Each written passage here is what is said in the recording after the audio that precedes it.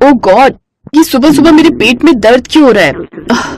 शायद खाली पेट हूँ इसलिए गैस बन गई होगी। कोई नहीं, कॉलेज जाने से पहले थोड़ा नाश्ता कर लेती हूँ। माँ नाश्ता रेडी है क्या? हाँ, आ बैठ। टीना जल्दी से नाश्ता करने बैठ जाती है, लेकिन उससे ज्यादा कुछ खाया नहीं जाता। लेकिन जैसे ही वो कुर्सी से उठती है तो उस कुर्सी पर लाल धब्बे लगे होते हैं। ओह नो, शायद इसी का दर्द मुझे तब से हो रहा था। अब हो गई कॉलेज की छुट्टी। कोई जरूरत नहीं है छुट्टी करने की, हर महीने तेरे ड्रामे शुरू हो जाते हैं। अरे तू इस दुनिया की पहली लड़की नहीं है जिसे महीना आता है, सब लड़कियों को आता है। लेकिन इसका ये मतलब नहीं कि हम काम से मुंह मोड़ लें। अच्छा ठीक है, तूने कॉलेज नहीं जाना तो फिर कपड़े बदल ले, फिर किचन में जा और मेरे लिए चाय और नाश्ता ले आ, और हाँ, फिर बर्तन भी धो देना। माँ, आप इन सब कामों के लिए मुझे कह रही हैं? ना, मैं पड़ोस की लड़की से कह रही हूँ। हाँ तो फिर ठीक है, एक दो काम मेरे भी करवा देना। काम की ना काज की, दुश्मन अनाज की। बेशरम, मैं तुझे ही कह रही हूँ, तेरे और मेरे अलावा और है कौन यहाँ? माँ देखो, मैं कोई काम नहीं करने वाली। मुझे पीरियड्स हो रहे हैं जिससे मेरे पेट में बहुत दर्द हो रहा है। अब आप जाओ और मेरे लिए जाकर काढ़ा बना कर ले आओ। ना जाने किस मिट्टी की बनी है जो इतना सा दर्द भी नहीं झेल सकती। पता नहीं दूसरे घर में जाएगी तो तेरा क्या होगा। माँ, लेक्चर देना बंद करो और मेरे लिए काढ़ा ले आओ, नहीं तो मैं कॉलेज नहीं जाऊंगी। अब आप ला रही हैं या नहीं? हाँ, लाऊंगी ही ना। इसके अलावा मेरे पास और कोई चारा भी है क्या? नहीं तो तू सारा दिन बस ड्रामा ही करती रहेगी। और मेरा क्या है, मेरी तो किस्मत में ही लिखा है सारी उम्र काम काम काम करना। पहले बाप के नखरे सहे, अब बेटी के सहू। मेरा तो कोई सहारा ही नहीं है। आशा जल्दी से रसोई में जाती है और काढ़ा बनाकर ले आती है। ये लो मैडम काढ़ा। और कुछ चाहिए क्या आपको? वाह, माँ हो तो आपके जैसी। अब जल्दी से काढ़ा पीकर कॉलेज जा। भूल गई आज प्रोजेक्ट जमा करने का आखिरी दिन है। माँ, मेरे बस का नहीं है कॉलेज जाना, कहीं मैं चक्कर खाकर गिर गई तो? तू चक्कर खा या कुछ भी खा, लेकिन कॉलेज जा।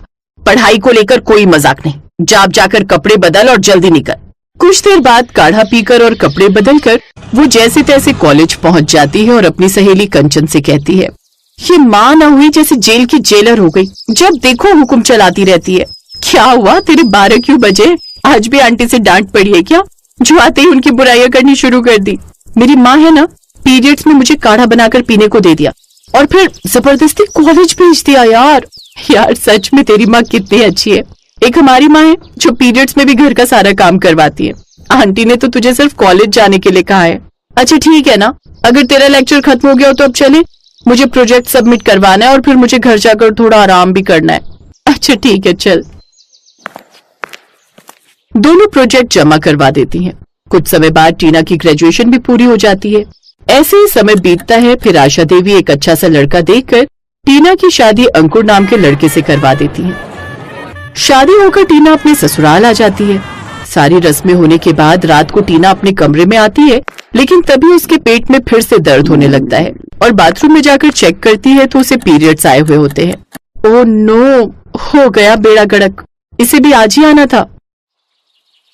तभी कमरे में अंकुर आता है और वो टीना के करीब जाने की कोशिश करता है, लेकिन टीना उसे रोकते हुए कहती है, देखिए मेरे करीब मत आइए, आप मुझसे दूर रहिए। जैसा आप सोच रहे हैं वैसा कुछ भी नहीं हो सकता, हमारी ये सुहागरात नहीं हो सकती। अब ये तुम क्या कह रही हो टीना? मैंने तुम्हारे साथ ऐसा क्या गलत कर दिया जो तुम मुझे इतनी बड़ी सजा दे रही हो? देखिए, आप समझने की कोशिश कीजिए, मेरी तबीयत ठीक नहीं है और मुझे आराम करना है। बिन बादल बरसात हुई है तो मेरा मूड और तबीयत दोनों ही ठीक नहीं है। कमाल है, शाम तक तो बिल्कुल ठीक थी, फिर अचानक तुम्हें क्या हो गया? अच्छा बताओ, मैं तुम्हारे लिए दवाई लेकर आता हूँ, या तुम्हें जो चाहिए वो लाकर देता हूँ। अरे तुम समझ क्यों नहीं रहे हो? मुझे कुछ भी नहीं चाहिए, अब मुझे सोना है, आप भी सो जाइए। लेकिन बताओ भी तो, तुम्हें क्या हुआ? तुम्हें पता है इस रात के लिए मैंने कितने सपने देखे थे? ये कहते ही अंकुर टीना का हाथ पकड़ लेता है, लेकिन टीना उसका हाथ झटकते हुए दूर जाकर खड़ी हो जाती है। ये देखकर अंकुर को बहुत गुस्सा आता है। अरे तुम मुझसे डर क्यों रही हो? अरे मैं तुम्हें खा थोड़ी ना जाऊंगा। ओके फाइन, अब मैं तुम्हें टच भी नहीं करूंगा। मुझे तो लगता है कि तुम्हारी मुझसे शादी जबरदस्ती हुई है, तुम मुझसे ये शादी करना ही नहीं चाहती थी। ओफो, कैसा बुद्धू पति मिला है मुझे, जो पेट दर्द बताकर भी उन्हें समझ नहीं आया, लेकिन काम की बात छोड़कर बाकी सारी बातें उन्हें समझ में आ गई। अब किस सोच में पड़ गई? यही कि मुझसे पीछा कैसे छुड़ाओगी? मेरी सब समझ में आ गया है, मैं तुम्हें पसंद ही नहीं हूँ, इसीलिए तुम मुझसे दूर भाग रही हो। गुस्से में अंकुर अपना तकिया और चादर लिए कमरे से बाहर चला जाता है। उसे कमरे से बाहर आता देख उसकी माँ उसे देख लेती है। क्या हुआ अंकुर, आज तो तेरी सुहागरात है, फिर तू अपना कमरा छोड़कर हॉल में क्यों जा रहा है? अरे क्योंकि आपकी बहू मेरे साथ उस कमरे में नहीं रहना चाहती है। क्या? लेकिन भला वो ऐसा कैसे कर सकती है? अगर वो इस शादी से खुश नहीं थी तो पहले ही मना कर देती। आखिर उसे मेरे बेटे की जिंदगी खराब करने की क्या जरूरत थी? मैंने तो तुझे पहले ही कहा था कि कॉलेज पढ़ी लिखी लड़की से ब्याह मत कर। कॉलेज में ना इनके बॉयफ्रेंड शॉयफ्रेंड्स बने हुए होते हैं। जरूर इसका भी कहीं कोई चक्कर ही रहा होगा। कोई ना, तू रुक, मैं अभी जाकर उससे पूछती हूँ। नहीं नहीं माँ, अभी कुछ भी पूछने की जरूरत नहीं है। जो बात करनी होगी सुबह करेंगे। फिर वो सभी सो जाते हैं। अगली सुबह टीना अपना पेट पकड़कर उठती है। आह टीना, चल उठ जा बेटा और लग जा काम पर। मत भूल कि तू अपनी माँ के घर नहीं बल्कि सास के घर पर है। टीना जल्दी से नहा धोकर घर की साफ सफाई करती है, फिर चाय बनाकर अपनी सास के कमरे में लेकर जाती है और उनके पांव छूने की कोशिश करती है, लेकिन उसकी सास राजरानी अपने पैर पीछे की ओर खींच लेती है। क्या हुआ माँ जी, आप मुझे आशीर्वाद नहीं देंगी क्या? जो मेरे बेटे को खुश ना रख पाए, उसी की सुहाग रात पर उसी के कमरे से उसको बाहर निकाल दे। ऐसी लड़की को मैं खुश रहने का आशीर्वाद कैसे दे दूं? अगर तुझे ये शादी नहीं करनी थी तो पहले ही कह देती। अरे माँ जी, आप सब मुझे गलत समझ रहे हो। दरअसल मैं महीने से हूँ, इसलिए मैंने उन्हें खुद से दूर रहने को कहा। मैंने उन्हें इशारों में समझाने की बहुत कोशिश की, लेकिन वो थे कि समझने को तैयार ही नहीं थे और साफ साफ कहते हुए मुझे भी शर्म आ रही थी। ओहो, तो ये बात है। मुझे तो लगा कि तुम इस शादी से खुश नहीं हो। ऐसी कोई बात नहीं है माँ जी। अंकुर जी को अपने पति के रूप में पाकर तो मैं बहुत ही खुश हूँ। वो तो पीरियड्स में मेरा बुरा हाल हो जाता है और पेट में भी काफी दर्द रहता है, बस इसलिए। लेकिन बस कुछ ही दिनों की बात है, फिर मैं उन्हें अपने करीब आने से नहीं रोकूंगी। दरवाजे पर खड़ा अंकुर उन दोनों की सारी बातें सुन लेता है और उसे अपनी बेवकूफी पर खूब पछतावा होता है।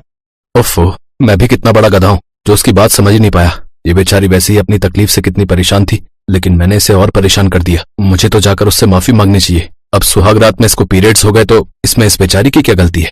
अंकुर जाकर टीना से अपने व्यवहार के लिए माफी मांगता है, साथ ही उसके बारे में जानने के बाद उससे माफी भी मांगता है।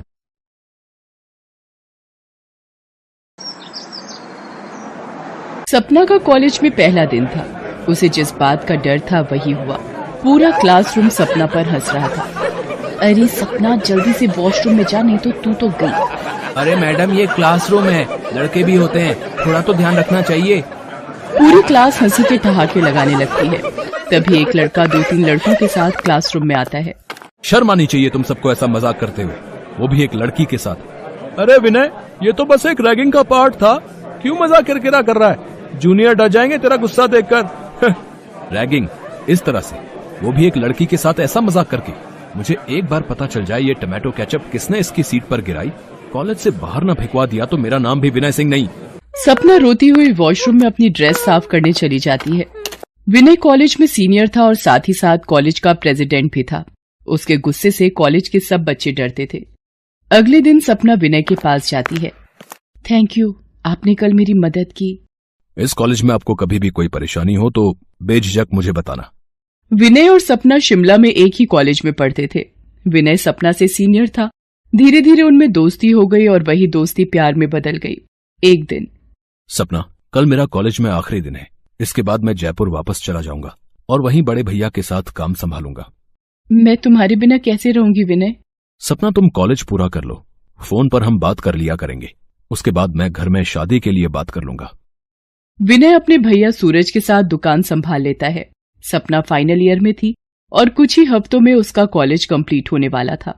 एक दिन, सपना जल्दी चल, वो राधिका मैम की तबीयत कुछ ठीक नहीं है, उनके पेट में तेज दर्द उठ रहा है।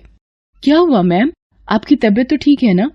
कुछ नहीं सपना, वो कथक डांस कार्यक्रम के दिन नजदीक आ रहे हैं तो इन फर्स्ट ईयर की लड़कियों को ज्यादा प्रैक्टिस करवानी पड़ती है। वो आज मेरा पीरियड का सेकेंड डे है, इसलिए ज्यादा डांस करने में पेट में दर्द उठ गया। मैम, आप आज छुट्टी लेकर घर पर आराम कर लेते। नहीं सपना, ये इनका कॉलेज का पहला प्रोग्राम है, इसलिए प्रिंसिपल मैम ने छुट्टी लेने से साफ मना कर दिया। कोई बात नहीं मैम, मैं इन्हें आपकी जगह 2-3 दिन प्रैक्टिस करवा दूंगी। आप बस आराम से यहाँ बैठकर बताते रहना। थैंक यू सपना, तुम बहुत अच्छी लड़की हो। सपना दिल की बहुत अच्छी थी। दूसरों की परेशानी को समझना और उनकी सहायता करना उसे अच्छा लगता था। कुछ दिनों बाद सपना का कॉलेज खत्म हो जाता है। वो अपने घर आ जाती है। लक्ष्मी, मैं सोच रहा हूँ कि सपना की पढ़ाई भी पूरी हो गई है, अब एक अच्छा सा लड़का देखकर इसकी शादी कर देते हैं। कह तो तुम ठीक रहे हो, कोई अच्छा लड़का देखना शुरू करो फिर। सपना अपने माता पिता की बातें सुन लेती है। वो विनय को फोन पर सारी बात बताती है। विनय अपने माता पिता और भैया भाभी से इस बारे में बात करता है। सबकी रजामंदी से विनय और सपना की शादी हो जाती है। शादी के 2-3 दिन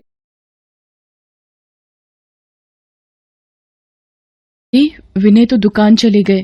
अब किसको बोलूं, मेरे तो पीरियड आ गए, मेरे पास तो सैनिटरी पैड भी नहीं रखे, किससे पूछूं? सुमन भाभी से पूछती हूँ। सुमन भाभी, मेरे ना पीरियड आ गए हैं और मेरे पास सैनिटरी पैड नहीं है, आपके पास है क्या? नहीं सपना, शादी से पहले तो मेरी मम्मी ला देती थी तो मैं वही लगाती थी, पर यहाँ तो थोड़ी शर्म के कारण कपड़े का इस्तेमाल ही कर लेती हूँ। हमेशा पैड लाने के लिए बाजार भी तो नहीं जा सकती। पर भाभी, सैनिटरी पैड तो हमारी जरूरतों का हिस्सा है। तुम धीरे धीरे इस घर में रहोगी तो तुम्हें सब समझ आ जाएगा। कोई नहीं, मैं देखती हूँ भाभी। मैं एक काम करती हूँ, यहीं पास में किसी केमिस्ट शॉप से खरीद कर ले आती हूँ। सपना अपनी सास सुशीला के पास जाती है। माँ जी, यहाँ पास में कोई मेडिकल शॉप है क्या? मुझे अपने लिए सैनिटरी पैड खरीदने हैं। वो क्या होता है, कोई जरूरी चीज है तो मैं विनय के बापू को बोल देती हूँ, वो ले आएंगे। तुम क्यों जाओगी? नई बहू हो, लोग क्या कहेंगे? डोली आई नहीं कि बहू को अकेले बाजार भेज दिया। माँ जी, मेरे पीरियड आ गए और मुझे पैड की जरूरत है। क्या माहवारी शुरू हो गई है? पहले बताना था ना। अब इसके नियम कायदे भी हमारे घर के तुम्हें सीखने होंगे। और ये पैड वगैरह अंग्रेजी चोचले हैं। हमने तो अपनी पूरी उम्र उन दिनों में कपड़ा लगाकर ही गुजार दी। मैं पुरानी चादर देती हूँ, उसमें से टुकड़ा फाड़ लेना। सपना कमरे में आकर विनय को फोन करती है। विनय, मेरी पीरियड्स की डेट आ गई है, मेरे पास पैड नहीं है। आप शाम को किसी मेडिकल शॉप से 2 पैकेट लेते आना प्लीज। ठीक है सपना, मैं लेता आऊंगा। पेट में दर्द है, मजबूरी में तब तक कपड़ा ही लगा लेती हूँ। एक कप चाय बना लूं। हे राम, पूरी रसोई अपवित्र कर दी। बहू, तुम्हारा इन दिनों में रसोई में आना बंद है। तुमने अपनी माँ के घर में ये सब नहीं सीखा क्या? माहवारी के दिनों में तुम रसोई के काम, मंदिर में पूजा आदि कोई काम नहीं कर सकती। आई समझ में? पर माँ जी, मेरे मायके में मैंने कभी ये सब नहीं देखा या सुना। अब तुम अपनी ससुराल में हो बहू, तो अब से तुम्हें यहाँ के कायदे कानून ही मानने होंगे। चाहे तुम्हें सुमन बहू दे देगी। सुमन, जैसे तुम्हारे अलग बर्तन बने हुए हैं वैसे ही सपना की थाली और कटोरी गिलास इन दिनों के लिए अलग कर दो। सपना अपने कमरे में आ जाती है। वो ये सब देखकर बहुत दुखी होती है कि आज भी लोग इतने रूढ़िवादी कैसे हो सकते हैं। शाम को विनय सपना के लिए सैनिटरी पैड ले आता है। वो उसे दिन की बात बताती है। सपना, मैं जानता हूं कि माँ पुराने ख्यालों की है, इसलिए उन्हें थोड़ा वक्त दो। और मुझे पता है तुम अपने प्यार और विश्वास से एक दिन उनका दिल जीत लोगी। सुमन बहू, सपना बहू, दोनों इधर आओ। कल करीबी रिश्तेदार की शादी है, कार्ड आया हुआ है, हमें जाना है। सब लोग शादी में जाने की तैयारी करते हैं। सपना, क्या मैं अंदर आ सकती हूँ? जी भाभी, मैं बस तैयार हो रही थी। आप तैयार नहीं हुई? क्या हुआ? सपना, वो मैं पूछ रही थी क्या एक सैनिटरी पैड मिल जाएगा? वो साड़ी हल्के रंग की है तो कपड़े में दिक्कत होगी, दाग ना लग जाए। जी भाभी, मेरी भी आज डेट हो गई, पहला दिन है मेरा भी। ये लो, आप ये 2 पैड लगा लो, फिर कोई दिक्कत नहीं होगी। सब लोग शादी में जाते हैं। अगले दिन सुबह। अरे मेरी मैया, बिल्कुल नहीं रुक रहा दर्द, बार बार बाथरूम भाग रही हूँ। कुछ करो, उल्टी दस्त ना रुक रहे मेरे तो। माँ, विनय डॉक्टर को लेने गया है, बस आता ही होगा। सुशीला, कितनी बार मना किया है तुम्हें? अब उम्र हो गई है, शादियों का खाना नहीं पचता हम बूढ़ों को।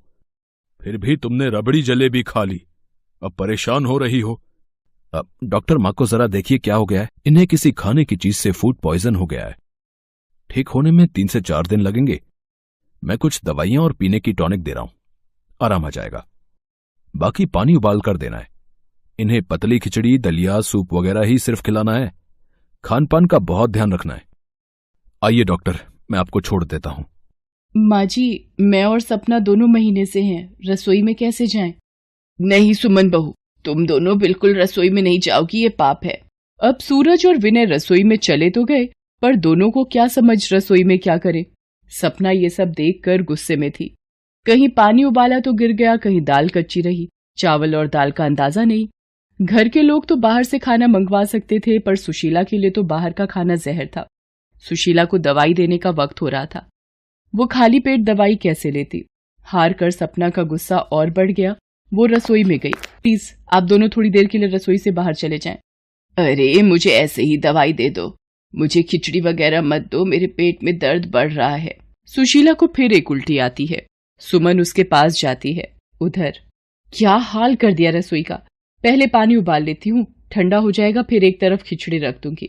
थोड़ी देर बाद सपना सुशीला के लिए खिचड़ी लेकर जाती है और अपने हाथों से उबला पानी पिलाती है।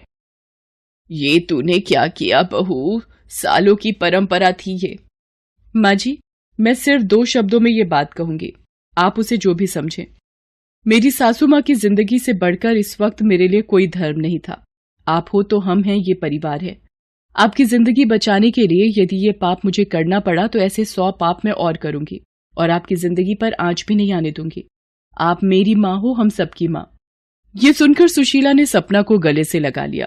फिर सुमन भी सपना के साथ सुशीला की देखभाल करने लगी। कुछ दिनों बाद सुशीला ठीक हो गई।